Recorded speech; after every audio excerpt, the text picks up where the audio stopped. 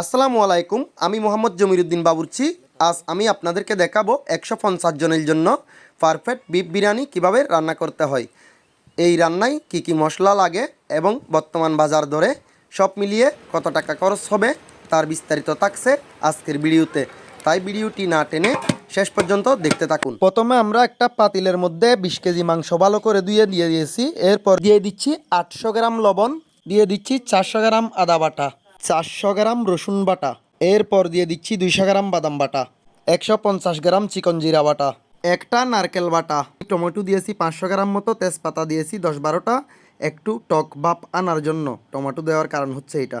এখন দিয়ে দিচ্ছি 4 কেজি পেঁয়াজ ব্লেন্ডার করা। এটা হচ্ছে মূলত আয়োজকের বাসা থেকে ব্লেন্ডার করে দিয়েছে, আমরা তখন কাজের মধ্যে যাই নাই, তারা ব্লেন্ড করে রেখে দিয়েছে, তাই এগুলাও দিয়ে দিলাম। আপনারা যারা আমাকে অনুসরণ করে এই বিরিয়ানিটা বানাবেন, যেহেতু আয়োজকের বাসায় পেঁয়াজ ব্লেন্ডার করে ফেলেছে তাই আমরা পেঁয়াজ বেরেস্তা করতে পারি নাই, আপনারা পেঁয়াজ বেরেস্তা করে নিতে পারেন 3-4 কেজি। কতটুক মাংস কষানোর সময় দেবেন আর কতটুক বিরিয়ানি ভাঙার সময় দেবেন।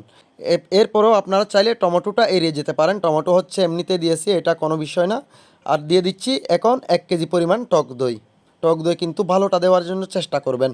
100 গ্রাম ধনিয়ার গুঁড়া, 300 গ্রাম কাঁচামরিচ, 500 গ্রাম টকালু বকরা 100 গ্রাম দিয়ে দিচ্ছি এখন, আর 400 গ্রাম দেব দম ভাঙার সময়। 250 গ্রাম লাল মরিচের গুঁড়া। গরম মশলাগুলা হচ্ছে আয়োজকের দেওয়া, লবঙ্গ 30 গ্রাম, এলাচ 30 গ্রাম, দারুচিনি 30 গ্রাম, এভাবে করে দিয়েছি।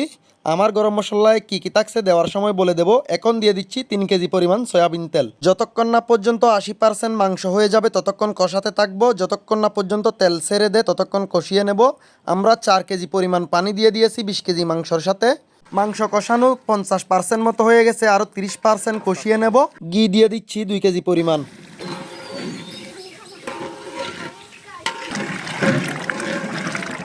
আলহামদুলিল্লাহ আমাদের 80% প্রায় হয়ে গেছে।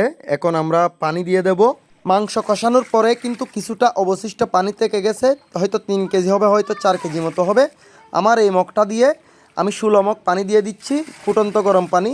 যখন আবার ভালো করে ফুটে উঠবে তখন আমরা চাউল ঢেলে দেব। এরপরেও যদি দমে দেওয়ার সময় কিছু পরিমাণ পানি লাগে আমরা দেখে একটু দিতে হলে দিব, না দিতে হলে কোনো সমস্যা নেই, দেব না, তারপর দমে দিয়ে দেব। এই মগটা হচ্ছে যে 2 কেজি পরিমাণ। আলু ফ্রাই করে দিতে পারলে ভালো হয়, আমরা দিয়ে দিচ্ছি কাঁচা, কারণ হচ্ছে আমরা পেঁয়াজ বেরেস্তা করতে পারি না। পেঁয়াজ বেরেস্তা করতে পারলে কিন্তু আলুটাও ফ্রাই করে নিতে পারতাম, আমাদের সময়ও ছিল না, তাই আপনারা চাইলে সময় নিয়ে ফ্রাই করে দিতে পারেন। এইখানে আলু হচ্ছে 4 কেজি পরিমাণ। 20 কেজি কাটারি বুক চাউল ভালো করে ধুয়ে দিয়ে দিচ্ছি।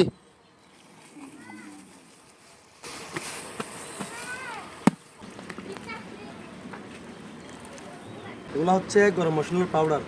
এখানে জায়ফল, জত্রিক, লবঙ্গ, এলাচ, দারুচিনি, কাবাবচিনি, শাহি জিরা, বিরিয়ানির সিক্রেট।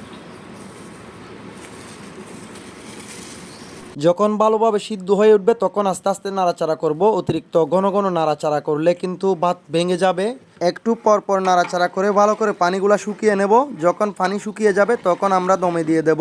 70 হতে 80% হয়ে গেছে, এখন 20 থেকে 30% হবে দমের মধ্যে, দমে দিয়ে দেব।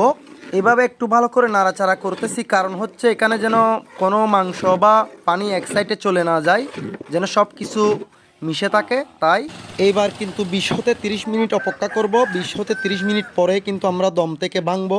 এইবার কিন্তু 20 হতে 30 মিনিট হয়ে গেছে। আলহামদুলিল্লাহ, দেখা যাক কি হয়।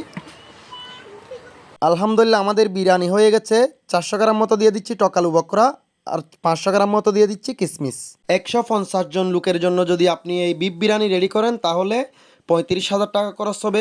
মশলা যতটুক লাগে সব মিলিয়ে। বিরিয়ানি দেখতে কেমন লেগেছে জানাবেন।